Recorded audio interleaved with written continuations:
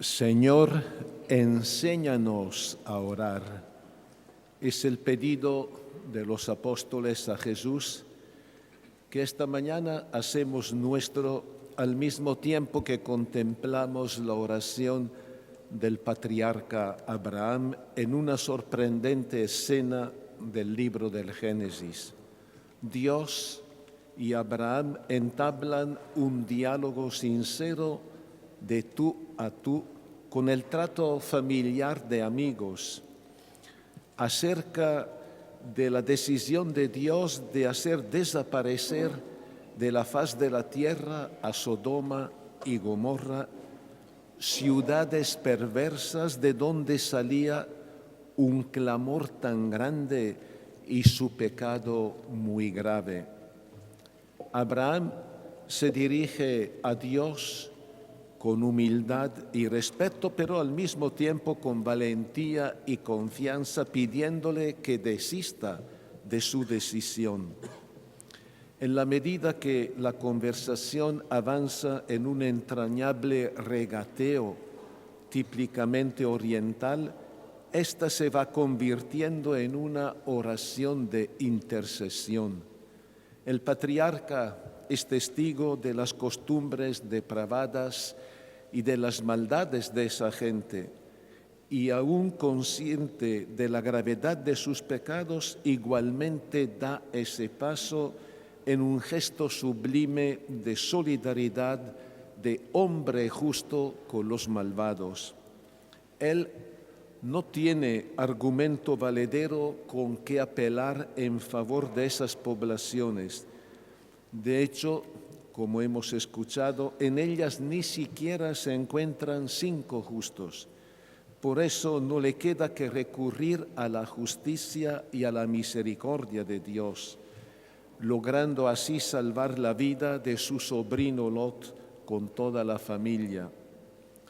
Pero la verdadera culminación del regateo de Abraham se realizará plenamente en Jesús colgado en la cruz, el único justo por quien todos los injustos tienen acceso a la salvación, todos nosotros.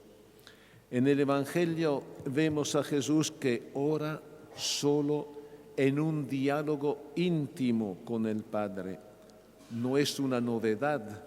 Jesús, antes de tomar decisiones importantes, siempre se retira a orar solo, incluso durante toda la noche. Por ejemplo, antes de elegir a los apóstoles, antes de enviar a los discípulos en misión, antes del viaje hacia su muerte en Jerusalén y hasta ora en la cruz cuando pide a Dios que perdone a sus verdugos. Él ora cuando porque siente un intenso deseo de que su vida y su misión estén en total sintonía y unión con su Padre del cielo. Los discípulos, cautivados por el ejemplo del Maestro, le piden: Señor, enséñanos a orar, enséñanos también a nosotros. Él accede a su pedido y les enseña a orar, haciéndoles partícipes de su oración.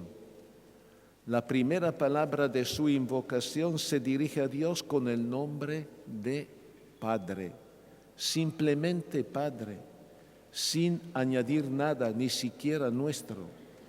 Es la oración del Padre. Y Jesús nos pide que al orar hagamos como Él y nos dirijamos ante todo a Dios con la expresión de familiaridad y cariño de un hijo con su papá, signo de los profundos lazos de amor que los une. Jesús, el Hijo de Dios, nos ha revelado este misterio de amor. Su oración de Hijo se vuelve la oración de todos nosotros que por el bautismo hemos sido hechos hijos amados de Dios, participando así de su misma vida. Nos relacionamos con Él no con el temor de súbditos, sino con amor y confianza filial, y por tanto estamos llamados a comportarnos como verdaderos hijos de Dios. Luego de esta invocación inicial, Jesús nos pide reconocer la bondad del Padre y de su plan de salvación. Santificado sea tu nombre. En la Biblia, con la expresión nombre de Dios, se entiende al mismo Dios en cuanto interviene y se hace presente en la historia de la humanidad para nuestra salvación.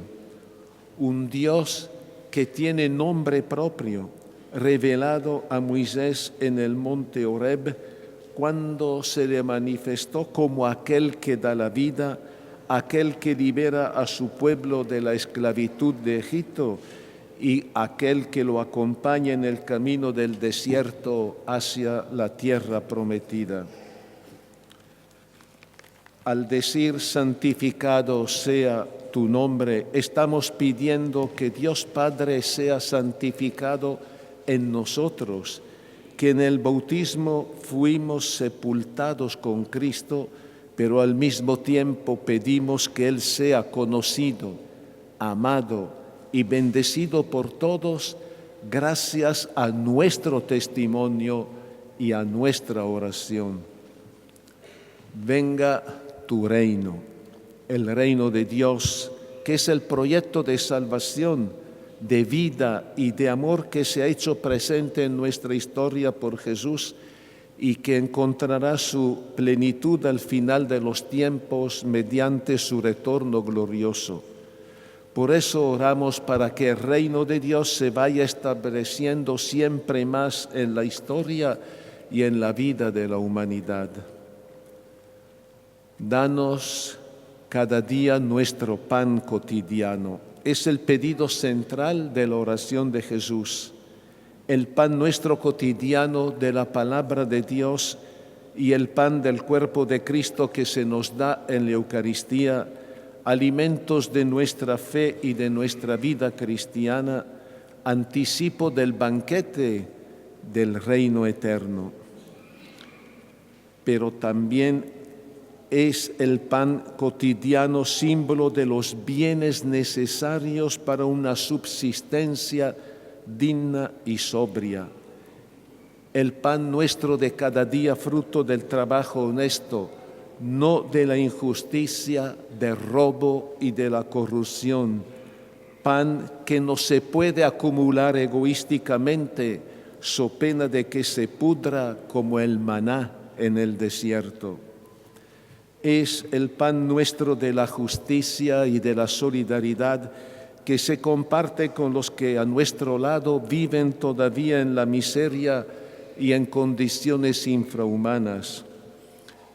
Es el pan nuestro a compartir que en esta campaña electoral cuestiona tantos gastos excesivos y dispendiosos, un insulto a los pobres de nuestro país. Es el pan nuestro que urge a todos, pero en especial a las autoridades primeras responsables del bien común, porque por encima de cualquier otro interés o de cualquier otra medida prioricen políticas sociales en favor de los más indigentes. Perdona nuestros pecados. Con este pedido nos reconocemos pecadores ante el Padre, pero al mismo tiempo confesamos su misericordia, creemos en su misericordia. El perdón, cumbre de la oración cristiana, nos hace partícipes de la misericordia infinita de Dios, porque cuando perdonamos, la misericordia divina y la misericordia humana se funden y nosotros quedamos colmados de verdadera paz. Por eso, la condición ineludible para gozar del perdón de Dios es que nosotros perdonemos a los demás.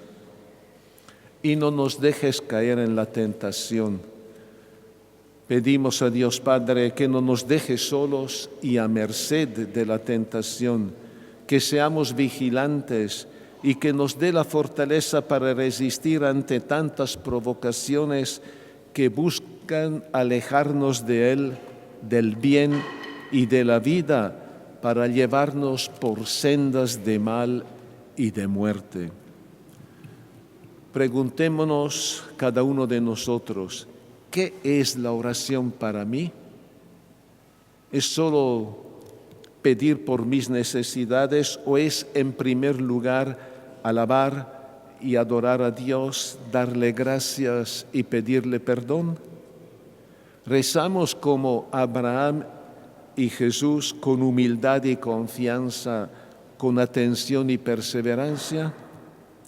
Nos recordamos cada día del Señor, por lo menos al levantarnos dándole gracias por el don de la vida, de la familia, del trabajo, y en la noche pedirle perdón por nuestras fallas y agradecerle porque ha estado caminando a nuestro lado. Abraham y Jesús nos han dicho hoy que la oración es nuestra línea directa de comunicación con Dios, el medio de entrar en diálogo y estrechar una relación personal con Él que siempre nos escucha. Así lo hemos proclamado con la hermosa oración del Salmo. Me escuchaste, Señor, cuando te invoqué. Te doy gracias de todo corazón porque has oído las palabras de mi boca. El Señor lo hará todo por mí. No abandones la obra de tus manos. Amén. Amén.